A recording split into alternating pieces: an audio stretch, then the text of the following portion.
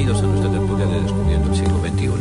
Vamos a continuar nuestro programa donde lo dejamos el miércoles pasado. Para aquellos que nos están sintonizando nuevos, les recordamos que el programa ya no se transmite los jueves, se transmite los miércoles y los jueves, pero no se transmite a la hora tradicional que siempre hemos tenido durante los últimos años, de 8 a 10 de la noche.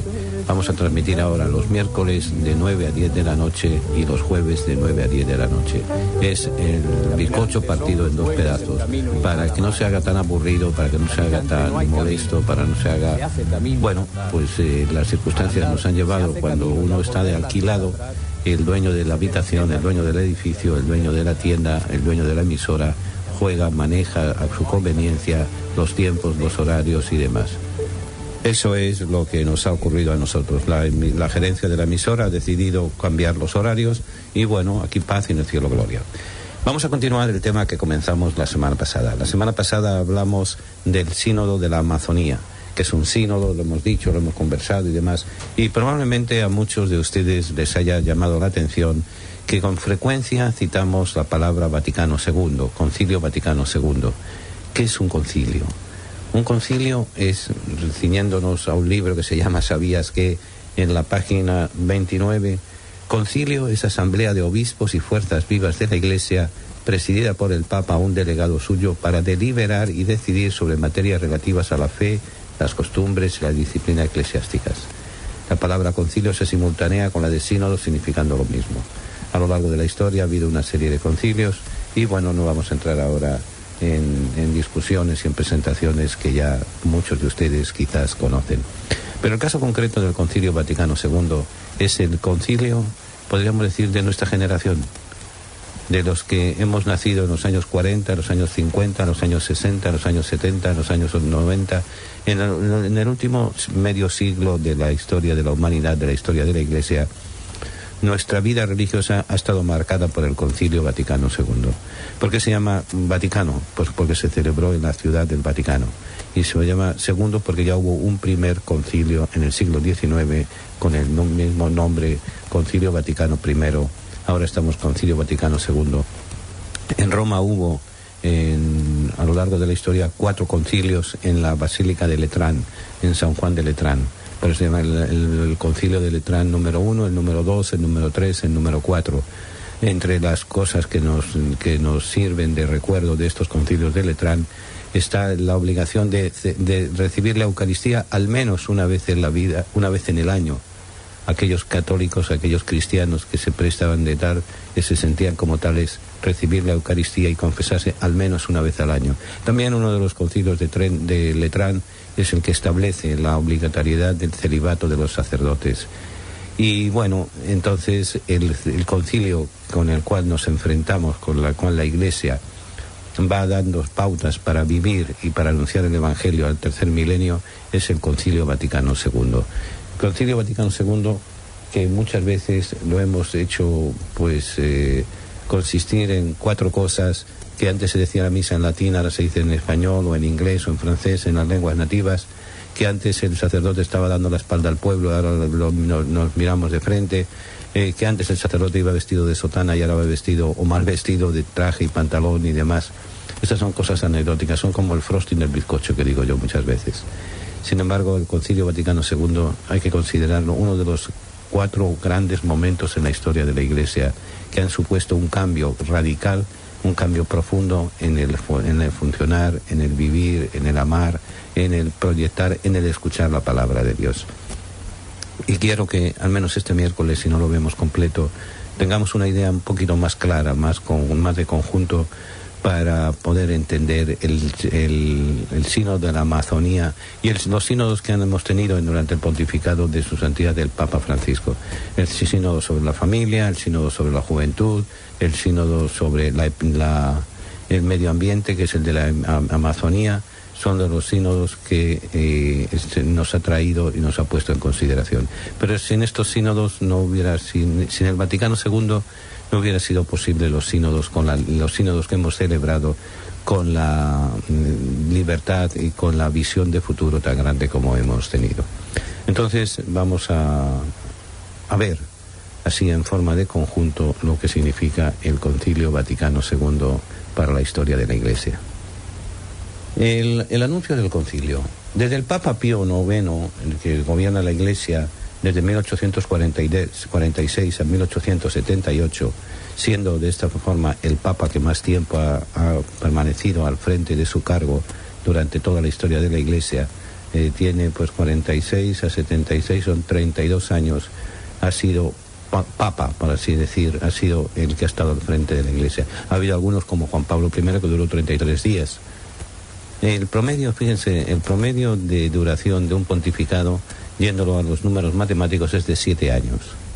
Hay algunos, como es Pío IX, que son 32 años, pero hay otros que son 12 días, hay otros que son 33 días, pero entre todos se juntan y se hace un promedio, una suma de promedio de 7 años y unos meses. Pues bien, desde Pío IX no había habido en la Iglesia ningún concilio. Él había convocado en 1869 y duró solamente una sesión, 1869 y unos meses de 1870, el llamado Vaticano I, en el cual se había definido el dogma de la infalibilidad del Papa. O sea, se había dicho que el Papa cuando habla es cátedra, cuando habla dando doctrina, es infalible. Como comprenderán, este dogma de la Iglesia ha traído muchas polémicas y alguien ha pedido que se derogue ese decreto, etcétera. Pero ahí está. No vamos a entrar en el tema porque sería muy prolijo, muy complicado y no es el momento ni el tema para hablar pues, de ello. Pero sí el Vaticano I da un dogma de fe. Un dogma de fe que el Papa es infalible cuando ejerce el magisterio de la Iglesia. Posteriormente a Pío IX, en 1878, los papas siguientes, que fueron pocos, a él le sucede León XIII, a León XIII Pío X, a Pío X Benedicto XV, a Benedicto XV Pío XI, a Pío XI Pío XII, a Pío XII Juan XXIII, y Juan XXIII Pablo VI, Juan Pablo I por 33 días, Juan Pablo II por 20 y pico de años, Benedicto XVI y tenemos el Papa Francisco. Pues bien, hasta Juan XXIII los papas no creyeron conveniente el convocar una nueva asamblea conciliar. Pío XI pensó en concluir el Vaticano I, el cual había sido interrumpido por la entrada de las tropas que anexionaron Roma a Italia en 1870, dando con esto finalizados los estados pontificios. Pío XII tuvo la idea de convocar un concilio en 1948, al terminar la Segunda Guerra Mundial, pero ante las ideas contrarias desistió de ello en 1951.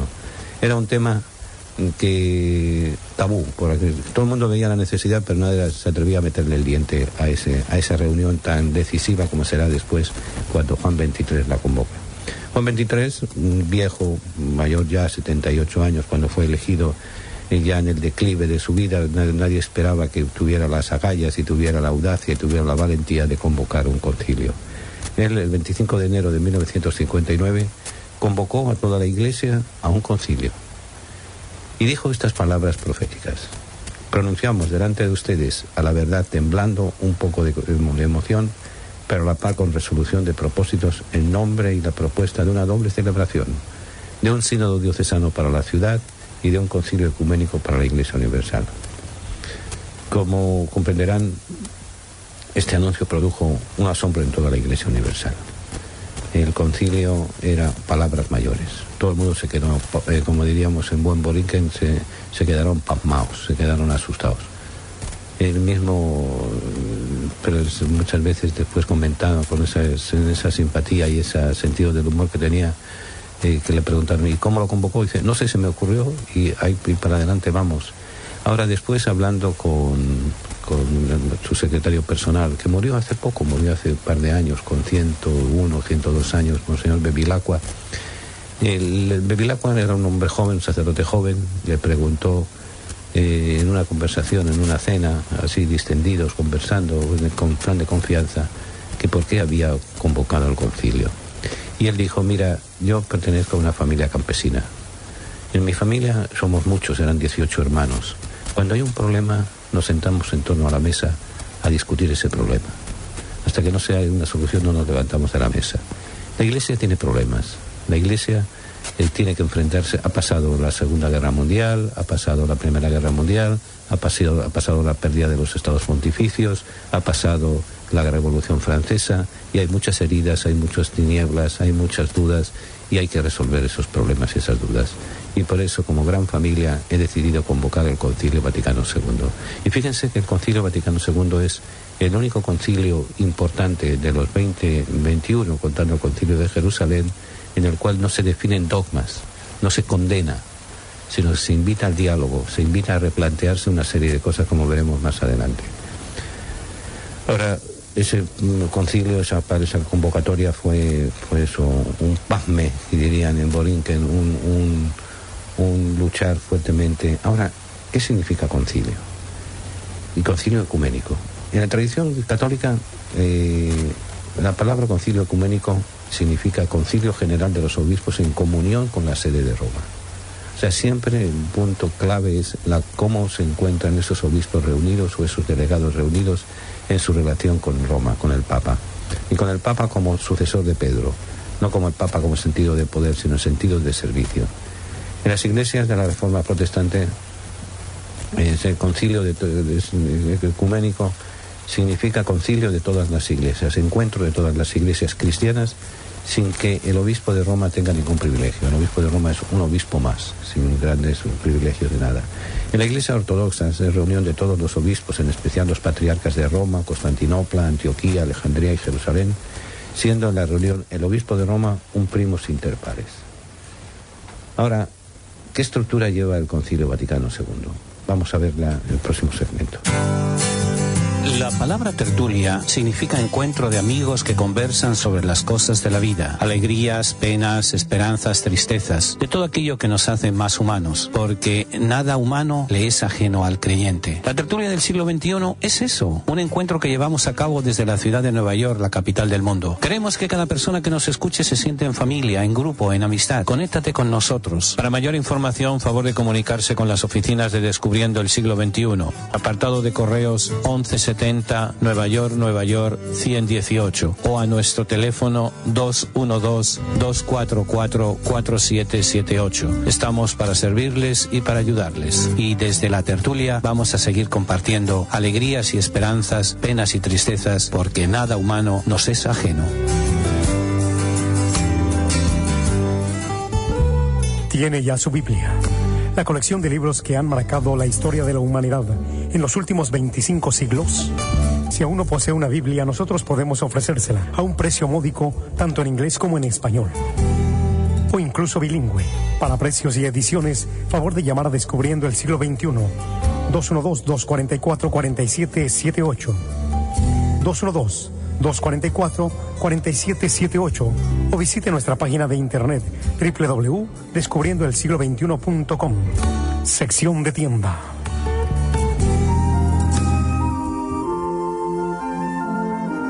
Continuamos nuestra tertulia y continuamos el Concilio Vaticano II. ¿Qué mensaje claro nos trae el Concilio Vaticano II en una palabra? O sea, aquí vamos a hacer la presentación, pues eso, como decimos vulgarmente, la edad del Twitter, con una serie de palabras cortas y breves que nos indican la finalidad de este concilio. A lo largo de la historia de la Iglesia, hay que tener en cuenta que se han dado 4 grandes movimientos, pero se han dado 3 grandes reformas.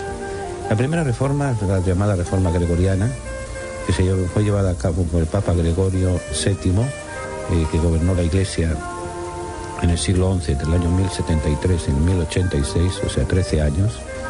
La segunda gran reforma fue la Reforma Protestante, llevada a cabo por Martín Lutero en el siglo XVI, y la respuesta de esta reforma fue el Concilio de Trento. Y la Reforma Vaticana, llevada a cabo por iniciativa de Juan XXIII en el siglo XX. En estas 3 reformas se dan un cierto punto en común. Primero, se da el caso de que había una necesidad de un cambio profundo en el modelo de la Iglesia.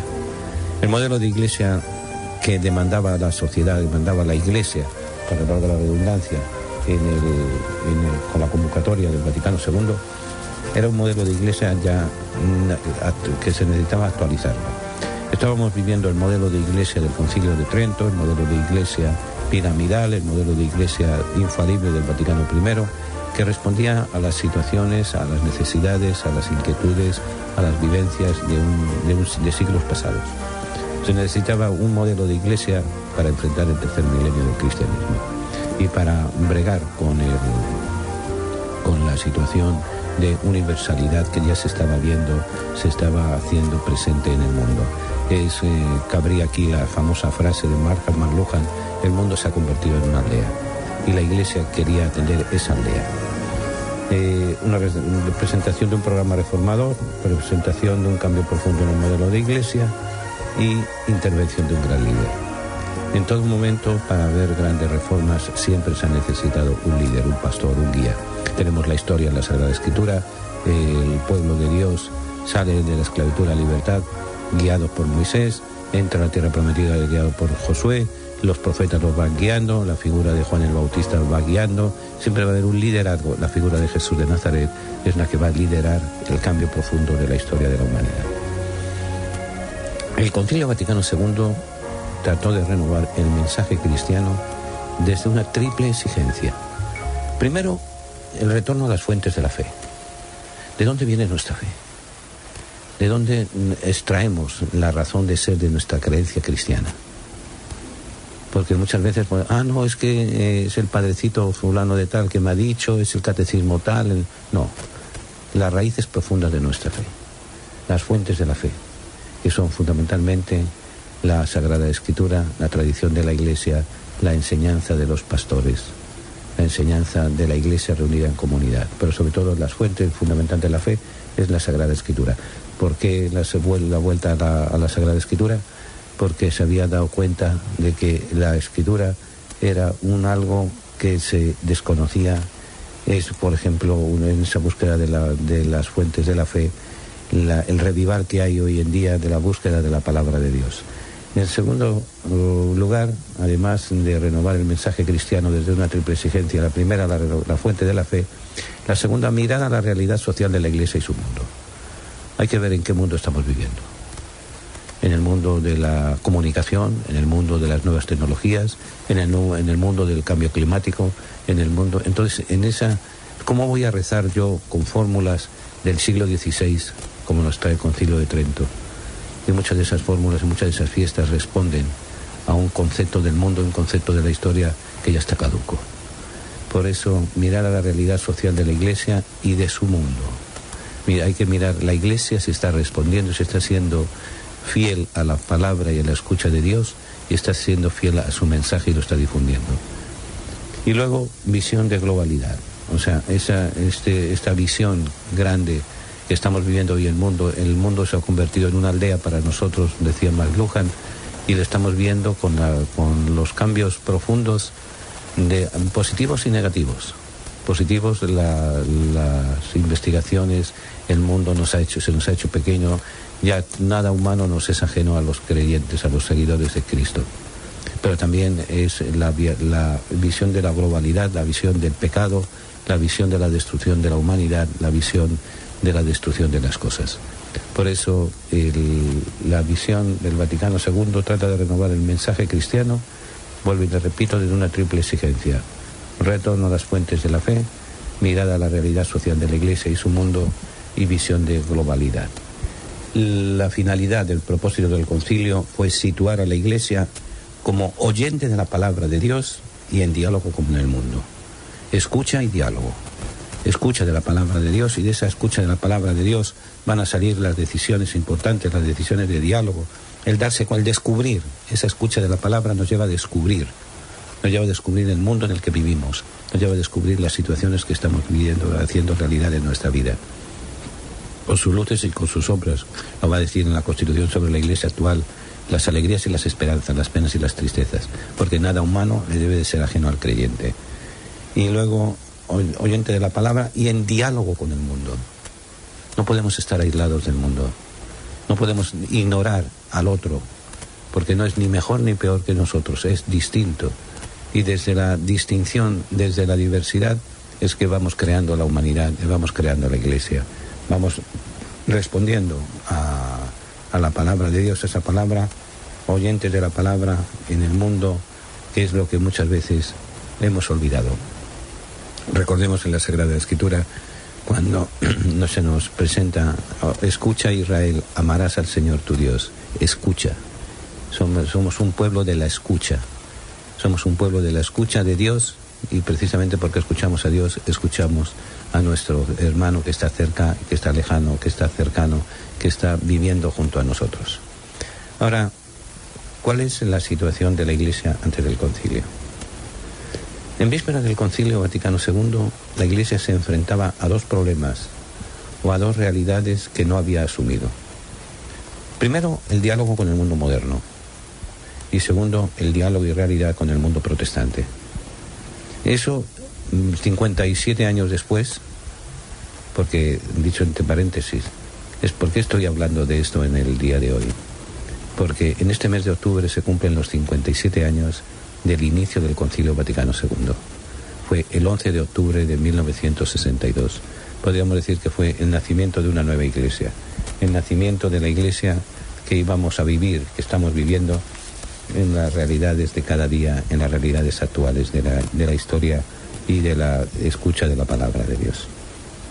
Entonces, no había asumido la Iglesia el diálogo con el mundo moderno. Prueba de ello es que la Iglesia no asume la Revolución Francesa hasta 1962. El Concilio Vaticano II viene siendo la respuesta de la Iglesia en el diálogo, en la escucha, en la enseñanza de la Revolución Francesa. Y luego diálogo y realidad con el mundo protestante. Que habría que añadir a hoy en día, ese diálogo ya está en funcionamiento, el diálogo con las otras religiones, sobre todo con el Islam. El gran reto que se nos está planteando ahora en la Iglesia es el diálogo con el Islam. El diálogo con el hombre que ha dejado de creer y con el hombre que cree distinto de nosotros, pero sobre todo el Islam. Y no es casualidad que el Papa Francisco la semana pasada, este fin de semana pasado, el sábado 5 de octubre, creó 12 nuevos cardenales, y dos de ellos específicos trabajan, 3 de ellos, el que trabaja en Indonesia, el país musulmán más grande del mundo, lo ha hecho cardenal al arzobispo. El encargado de diálogo interreligioso, también encargado de bregar, experto en el Islam, y el arzobispo de Tánger en Marruecos, un país musulmán. Él está dando importancia grande al diálogo. La importancia que se le dio al diálogo con el mundo protestante del Concilio Vaticano II, se le está dando ahora la importancia cada vez más grande y más seria al mundo protestante. Ahora, la Iglesia no bastaba simplemente con que dijera hay que enfrentarse a una serie de problemas, sino había que reformarse desde un punto de vista pastoral. Ahora, para eso había que arreglar la casa primero. Y los problemas que tenía planteados eran, primero, alianza con poderes políticos en régimen de cristiandad, en las relaciones con Hitler, con Mussolini, con Franco, con Trujillo, con Betancourt, con Perón, etc. Y esas son las alianzas con políticos en regímenes de cristiandad. En segundo lugar, la Curia Vaticana. La Curia Vaticana, que se había burocratizado, se había vuelto autoritaria y centralizada. Esto como que nos suena hoy en día, ¿verdad? ¿Cuáles son los grandes problemas que está enfrentando el Papa Francisco?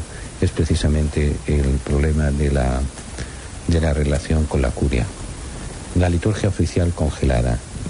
La liturgia se celebraba en latín, se decía en unos gestos que el pueblo no entendía. Se había convertido en gestos, pero no en acciones vivas de la respuesta de Dios. Dogmatismo a ultranza, moral rígida, distanciamiento de las otras iglesias, recelo del ecumenismo, universidad pastoral, uniformidad pastoral y occidentalización del mensaje cristiano. Esos eran los retos que tenía la Iglesia que enfrentarse para si quería realmente ser creíble y llevar a cabo la reforma que era necesaria en la Iglesia, era necesaria en el mundo a través de la Iglesia. Para eso es para lo que se reunía. Pero ahí surgieron también una serie, no bastó simplemente con ver los problemas. Se va a utilizar una dinámica que después va a estar muy extendida en América Latina, que la inventa, por así decir, Joseph Cardin. Joseph Cardin era un sacerdote belga que fundó la Juventud Obrera Católica. Y él dice, ante un problema, ante la realidad de la vida, hay que tener 3 actitudes. Primero, ver. Segundo, juzgar. Y en tercer lugar, actuar. Ver el problema, ver la realidad en la cual estamos viviendo. juzgarla a la luz de ¿qué? A la luz de la palabra de Dios, a la luz de nuestras creencias, a la luz de lo que da sentido a nuestra vida.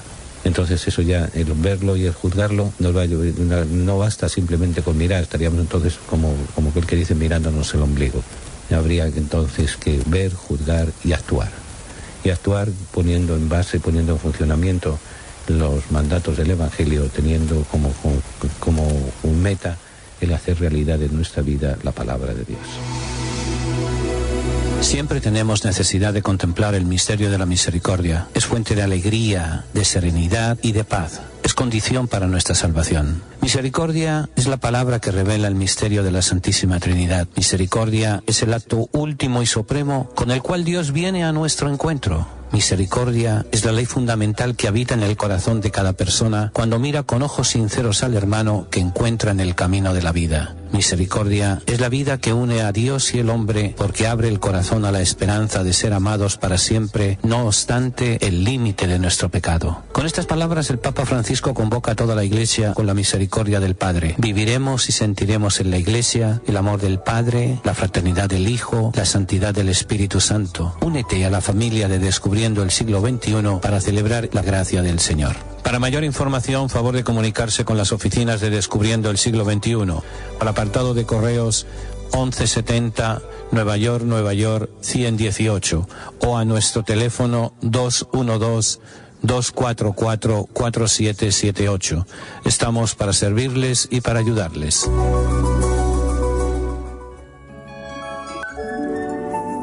Escalones hacia la felicidad.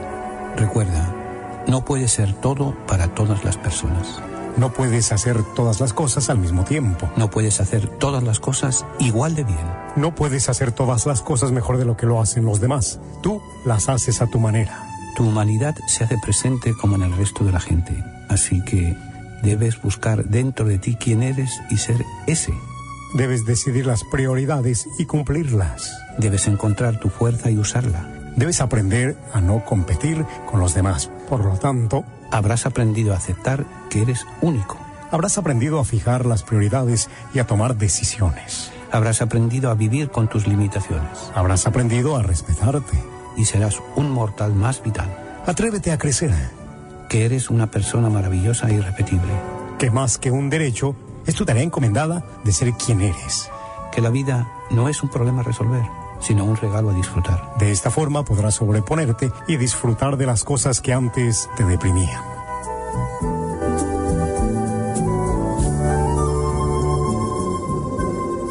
Continuamos nuestra tertulia y hemos visto la situación de la Iglesia antes del concilio, los problemas que tenía planteados, pero la Iglesia no estaba sola. La Iglesia, a pesar de todas las dificultades, había actuado, había llevado a cabo una serie de movimientos y de actuaciones que en el fondo, como diríamos vulgarmente, de aquellos polvos estos lodos. Lo que se había llevado a cabo por parte de la Iglesia había sido una reforma grande y una reforma que había llevado a cambios profundos en el actuar de la Iglesia. Habían surgido diversos movimientos católicos de renovación.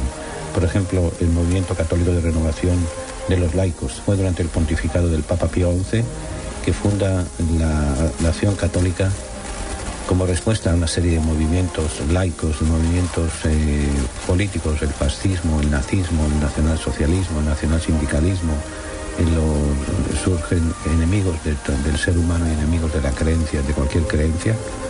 Ellos surgen y la Iglesia pone como contraparte la Acción Católica. Y después, en el tiempo de Pío XI, en la década del 20, y de 1920 a 1930. Y luego el Papa Pío XII, en la década de los 40, 50, lleva a cabo la fundación, la absorción de la Juventud Obrera Católica. Va a haber un movimiento social importante, con una serie de encíclicas, una serie de documentos, de apuntamientos doctrinales de primera línea y de primer momento.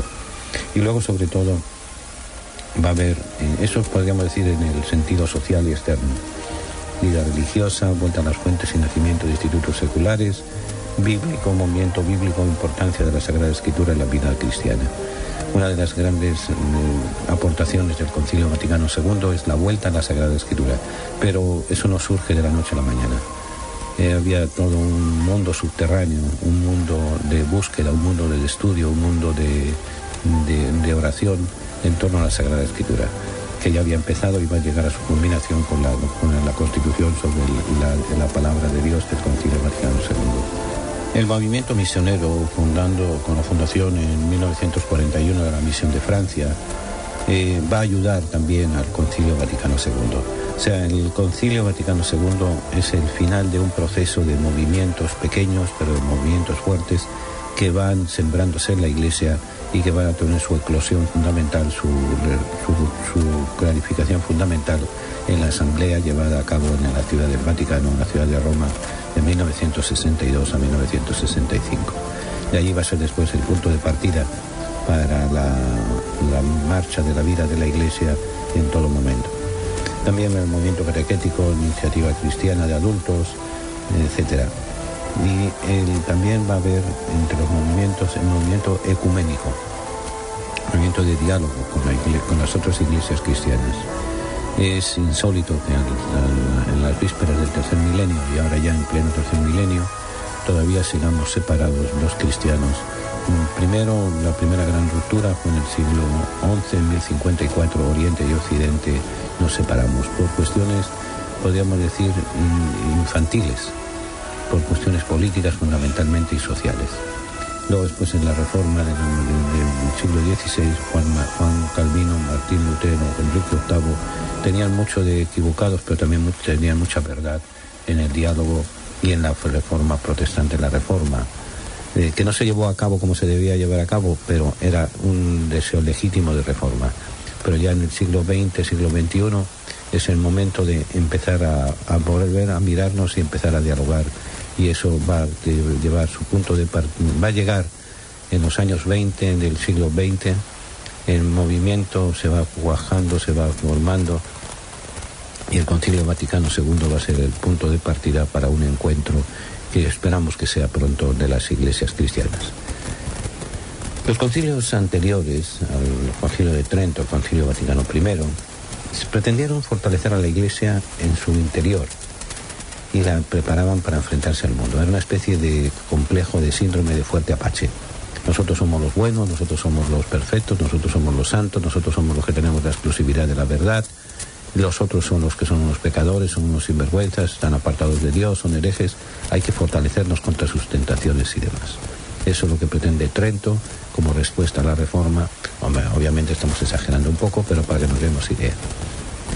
Y eso es lo que pretende el Vaticano I con la declaración del dogma de la infalibilidad pontificia. El Papa es infalible aunque nos hayan quitado los estados pontificios, pero hay que pensar que en aquel tiempo todavía pesaba mucho en la conciencia de los creyentes una palabra del Papa, al cual se veía en un doble sentido, en el sentido del Padre espiritual, pero también en el sentido del poder político, que cuestionaba muchas cosas en Europa, cuestionaba muchas cosas en el mundo. Sin ir más lejos, quien justifica la colonización, la invasión de europeos en nuestra América, fue el Tratado de Tordesillas dado por el Papa que había presente en la Iglesia, que autoriza a los reyes de España y Portugal a poder invadir las tierras americanas, las tierras recién conquistadas. La palabra del Papa era infalible en cuestiones también políticas, era después de Dios el Papa. Y entonces el Vaticano II va desde otro punto de vista. El Vaticano II prepara al mundo, se proponía la apertura y el diálogo. ¿Qué es lo que está haciendo Francisco? Apertura y diálogo, apertura con el mundo protestante, apertura con el mundo político, apertura con el mundo musulmán, apertura con el ser humano que vive y que sueña, que ríe, que llora, que sufre, que construye la humanidad en este mundo. En ese sentido hay que proponerse en la apertura y el diálogo. Ahora, también se dan una serie de circunstancias importantes para que el concilio se lleve a cabo diríamos, con honestidad y con sinceridad. Y es el concilio, cuando se convoca, el mundo se encontraba en paz. No había herejías en su interior y se encontraba segura para realizar una seria revisión de su propia vida. Se había pasado los dramas de la Primera y de la Segunda Guerra Mundial. El diálogo ecuménico empezaba a dar las primeras florecitas, las primeras flores. el diálogo interreligioso también, no solamente con los protestantes, sino con otras religiones, empezaba a florecer, empezaba a haber paz y una serie de independencias y de países iban a dialogar. Sobre todo la década del 50 y comienzos de la década del 60 es de tranquilidad. El Concilio Vaticano II también lo que hizo fue abrir una caja de Pandora, que todavía está abierta la caja y todavía sigue funcionando y sigue trayéndonos sorpresas. Ahora, en los años 1945 a 1959, la Iglesia aparecen tendencias entre dos grupos que todavía hoy en día siguen dándose de bofetadas, por así decir. Estamos hablando de los grupos conservadores y de los grupos progresistas. Síntomas de esas luchas conservadoras son nacionalcatolicismo español, la excomunión de los comunistas en 1949, la supresión oficial de los sacerdotes obreros en 1954, las medidas disciplinarias contra varios teólogos, la encíclica del género humano condenando a la nueva teología. Eso era la forma con que los conservadores querían defenderse, querían imponer la Iglesia, querían imponer las cosas en cada día. Los modelos progresistas, sin embargo, ponían en tela de juicio la pastoral de cristiandad. Aquí se va a debatir un problema muy serio que todavía, como se dice en pelota, pica y se extiende. Viene de antes de la Edad Media, de la Edad Antigua, finales de la Edad Antigua, de comienzos de la Edad Media. Viene precisamente por el Tratado de Milán del emperador Constantino. El emperador Constantino firma el decreto de legalización de la Iglesia. Y el decreto de legalización de la Iglesia supone que la Iglesia es libre de poder anunciar el Evangelio, de poder llevar las cosas a su campo de acción.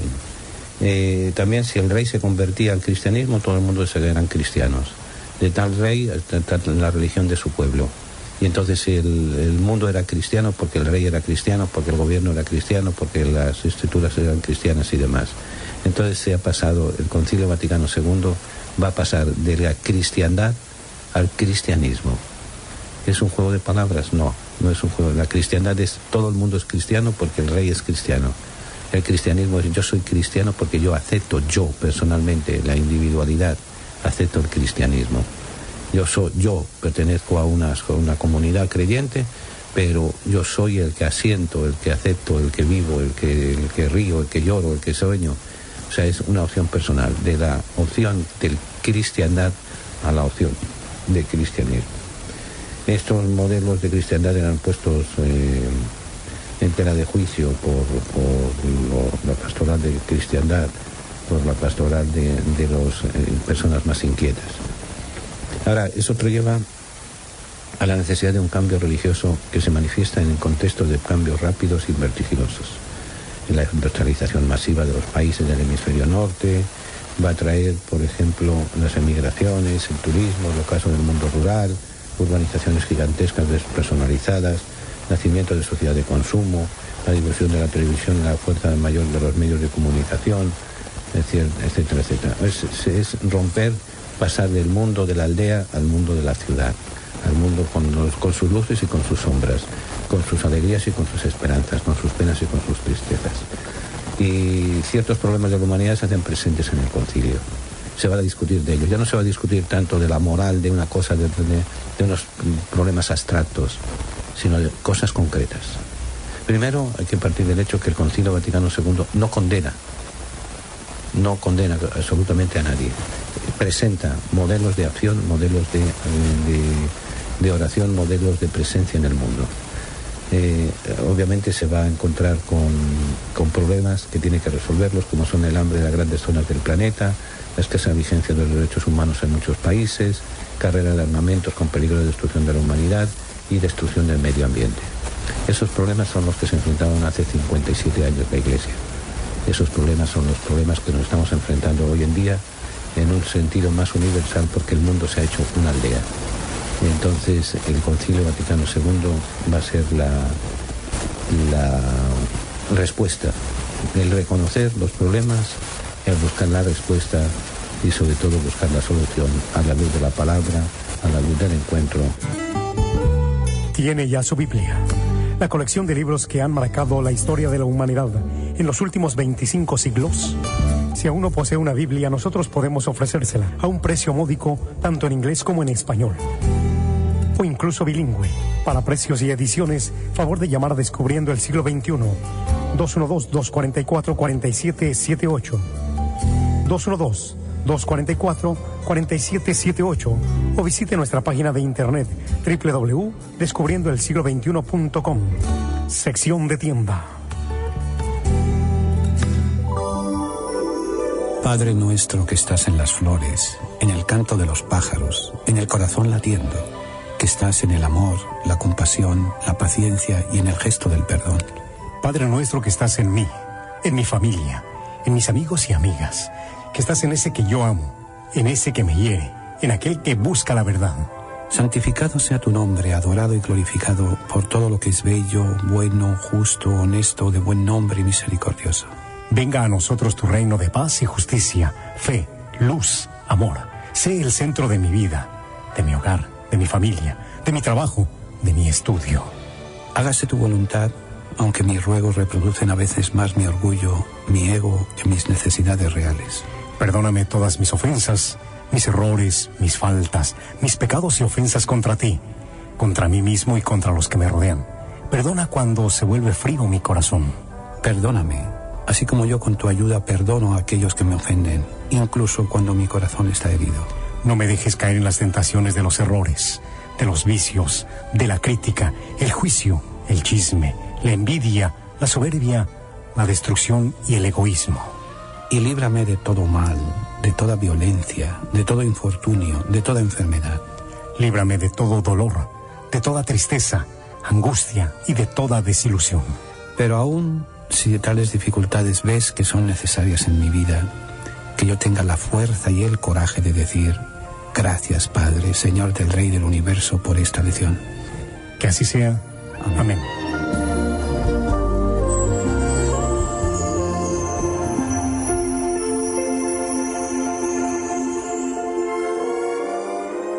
El Concilio Vaticano II, visto en una visión de conjunto, tiene una serie de características que todavía siguen en vigor y que todavía prácticamente no se han puesto en práctica. En primer lugar, es un concilio universal de reforma y renovación cristiana. No es para dar nuevos dogmas, sino es para reformar aquello que la Iglesia había olvidado o había dejado en desuso o no había reconocido que era su obligación. Es reforma y renovación. ¿Cuáles son los elementos más característicos del Vaticano II en este plan de reforma y renovación? Son, primero, la Iglesia como pueblo de Dios y comunión, el concepto de Iglesia como pueblo de Dios. No es el concepto piramidal, Dios, el Papa, los obispos, los cardenales, los obispos, los sacerdotes, los religiosos, las religiosas y debajo el pueblo. No, es un pueblo que es luz de las gentes, es lo que va a ser el Concilio Vaticano II, la Constitución sobre la Iglesia. La Iglesia como pueblo de Dios y comunicación, comunión. En segundo lugar, la autoridad jerárquica como servicio. O sea, el Papa, los obispos, los sacerdotes, los religiosos, las religiosas, no están para mandar, están para servir. Que todavía nos queda mucho, por supuesto que nos queda mucho.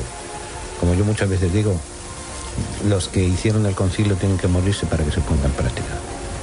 Porque en ellos mismos no se dieron cuenta de la grandeza de lo que parieron, de la grandeza de lo que dieron a luz. La autoridad jerárquica como servicio, cuando muchas veces la autoridad jerárquica es lo más antiservicio que podemos imaginarnos. Ahora, la participación de todos los miembros en la triple misión de Cristo, la misión sacerdotal, profética y real. El servicio al Evangelio es responsabilidad de todos. No es responsabilidad de unos pocos que los demás obedecemos y como borregos, como ovejas, vamos detrás de ellos. Es una responsabilidad total. Y el empeño de la Iglesia en el diálogo con el otro, en el diálogo con el protestante, en el diálogo con el musulmán, en el diálogo con el judío, en el diálogo con el budista, en el diálogo. Diálogo es hablar a través de, intercambiar conceptos a través de la palabra, a través de la oración, a través de la acción, pero es el diálogo lo fundamental en nuestro tiempo que va a darle importancia a la Iglesia. Y eso lleva a que la Iglesia, con todo esto, tiene 4 propuestas para hacer. La primera, rejuvenecer la Iglesia. La Iglesia eternamente joven, que tiene su figura en Cristo, que es juventud, que es servicio a los demás, que es la audacia del servicio, la audacia de la novedad de la vida que empieza. Rejuvenecer la Iglesia. Segundo, alentar la esperanza. Cuando uno ve las situaciones actuales, cuando uno ve las situaciones que había antes del concilio y demás, uno le dan ganas de llorar, por así decir. Pero lo que la Iglesia quiere es todo lo contrario. A pesar, como dice en la canción de uno de nuestros cantantes, donde hay cenizas, donde hubo fuego, cenizas quedan. Donde hubo esperanza, tiene que volver a haber esperanza. Y eso es lo que la Iglesia quiere. Y ese rejuvenecimiento y ese alentar la esperanza nos debe de impulsar al compromiso. La misión de la Iglesia es obra de todos. No es de responsabilidad del Papa, de los obispos, de los sacerdotes. Cada uno de nosotros tenemos una vocación particular a la cual el Señor nos ha llamado. Y esa vocación particular es la que tenemos que llevar a cabo. Tenemos que poner en funcionamiento. Y luego eso nos va a llevar también a una cosa que el Papa Francisco, desde el primer momento de su pontificado, ha querido recalcar. Y ha convocado un año de la misericordia. Dar cabida a la misericordia. Dar cabida al que llora, al que sufre, al que se ha equivocado. El Papa Francisco, en una de sus primeras intervenciones, él dijo que hay que vivir en actitud de hospital de campaña de batalla, no en actitud de clínica. A la clínica vamos, a la oficina del doctor vamos cuando tenemos el colesterol alto, cuando tenemos exceso de peso, cuando tenemos el azúcar y demás. Al hospital de campaña porque estamos heridos, porque estamos a punto de morir. Y ahí hay que dejarse de cuestiones, hay que ir a lo rápido, a lo inmediato, a la salvación inmediata, para que tengamos vida. Por eso el concilio se propuso, y su propuesta sigue siendo válida hasta para nosotros, que es el problema, que, como les decía, los obispos parieron unas ideas, parieron una figura de Iglesia que ha sido como un gran tsunami. Ahora, después de 57 años, es que se empiezan a poner en práctica. El Papa Francisco, pensemos que no fue padre del concilio, fue criatura del concilio, hijo del concilio. ¿Qué quiero decir con esto? Juan Pablo II fue uno de los obispos, era un obispo joven, de los más jóvenes de su tiempo, que participó en las discusiones teológicas. Benedicto XVI era experto teólogo de los obispos alemanes. Pablo VI era ese hombre curial y fue el timón que llevó, el pastor que llevó el timón, el marino que llevó el timón de la Iglesia en el concilio.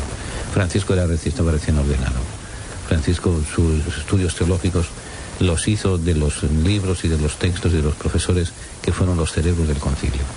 Entonces él ha rumiado, él ha vivido, él ha pensado todo eso durante su vida y es el hombre de la providencia que nos ha puesto el Señor para poner en práctica esos 4 elementos de rejuvenecer, alentar a la esperanza, impulsar el compromiso, dar cabida a la misericordia.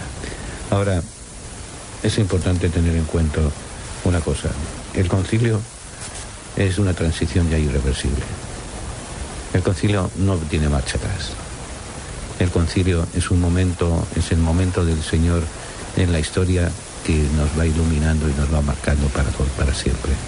En la antigua teología se decía es el kairos, en el sentido de una palabra griega que es el tiempo de la misericordia, el tiempo de actuar que no tiene vuelta atrás.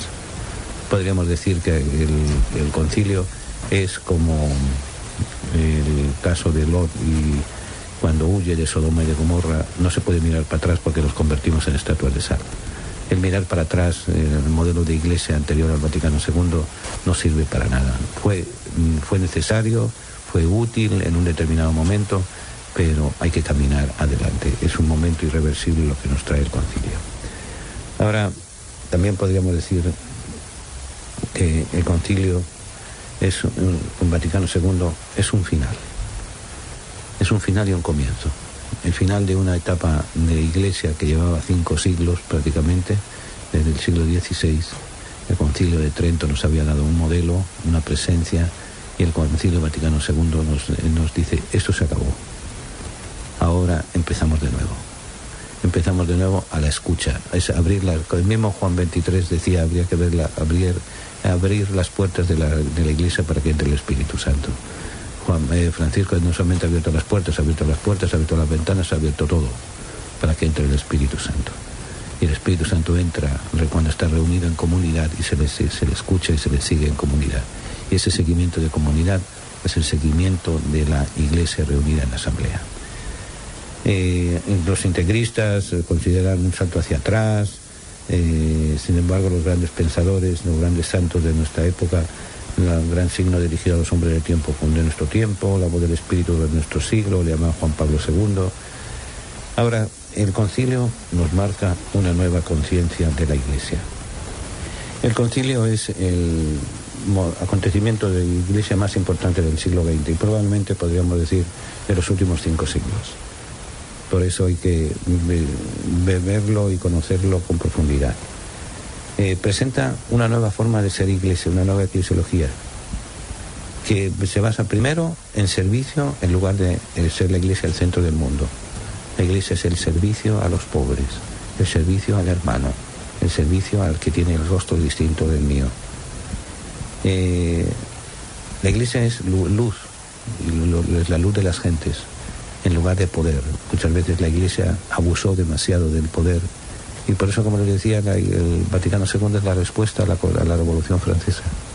La Revolución Francesa fue el movimiento laico más importante de los últimos 3 siglos, que cambió el rostro de la humanidad.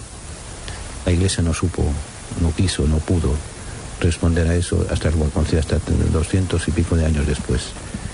Es luz en lugar de poder y luego es comunión en lugar de sociedad. Y sobre todo es un concilio de carácter pastoral. La dimensión pastoral se advierte en todos sus documentos centrales y en las discusiones llevadas a cabo. Esta dimensión se va a verificar en aspectos como nueva conciencia de la Iglesia, renovación de la vida cristiana, diálogo con el mundo, especialmente con las iglesias no católicas y con las religiones no cristianas. Entonces, este es el concilio, el momento del Espíritu, el momento de Dios en nuestra vida. Por eso no nos extraña que el tema de los sínodos que hemos tenido, porque Francisco ha tenido el coraje de convocar. El sínodo sobre la familia. ¿Cuál es el núcleo fundamental de la vida humana? Es la familia. Pero la familia estábamos usando unos modelos de familia elaborados por eclesiásticos, de tratados y de conceptos fuera de la realidad de este mundo. Francisco ha querido devolverle el rostro fresco de la Iglesia, el rostro fresco de la familia, con una asamblea sinodal. El otro problema es el problema del futuro de la Iglesia. Se basa fundamentalmente en la juventud. Si no tenemos jóvenes, no tendremos iglesias. Nos convertiremos en un museo de aquí a una generación o 2 generaciones. ¿Cómo poder anunciarle la palabra de Dios y el mensaje de Dios, el mensaje de Cristo eternamente joven a la juventud? Y en tercer lugar, en el medio ambiente en el que vivimos, lo estamos destrozando. Somos administradores de la naturaleza, administradores de la tierra, no destructores de la tierra. Entonces, ¿qué es la responsabilidad de la casa común? Es precisamente la responsabilidad de los cristianos. Por eso, y los sínodos que vendrán. Y vendrá Francisco, y después de Francisco vendrá X Papa, que va a tener que continuar en la misma línea, porque esa fue la línea que el Espíritu Santo nos marcó, que el Espíritu Santo nos trajo con la convocatoria del Concilio Vaticano II. La respuesta al Vaticano II actual de estos días, o sea, ya en el siglo XXI, es precisamente el Sínodo de la Amazonía. El Sínodo de la Amazonía, que va a plantear la presencia y la escucha de Dios de un grupo de gente explotada, que son pobres, que están necesitados, que escuchan la palabra, pero que no tienen quien les persiga la Eucaristía. Ese es uno de los grandes retos de la Amazonía, uno de los grandes retos de la Iglesia, y preparémonos a escuchar a la voz del Espíritu Santo, que anuncia, que lleva, que trae, que nos sigue anunciando cada día la presencia del Espíritu del Señor, cuando dijo: yo estaré con ustedes hasta la consumación de los siglos. El Señor se hizo presente en el Vaticano II, y vivamos, conozcamos y amemos a los demás. Y nada más por hoy. Recuerden que nuestra tertulia tiene ahora un día añadido: miércoles de 9 a 10 de la noche, jueves de 9 a 10 de la noche. Si tiene a alguien a su lado a quien quiere, déle un abrazo y dígale que lo quiera. No espere para mañana, dígaselo esta noche. Hasta mañana, si Dios quiere. Que Dios les bendiga a todos.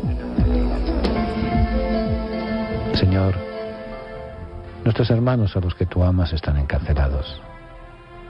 Ten compasión de todos los presos y socórrelos. Si es posible, que sea llevadero para ellos este cáliz. Pero no se haga nuestra voluntad sino la tuya. Haznos sensibles a las necesidades de nuestros hermanos encarcelados y haznos comprensivos con sus limitaciones. Ayúdanos a hacerle más llevadero la sentencia. Señor, a los que amas están encarcelados. Toda su familia está también sufriendo. Haz que nunca pierdan la confianza y la esperanza en ti. Amén. Que Dios les bendiga.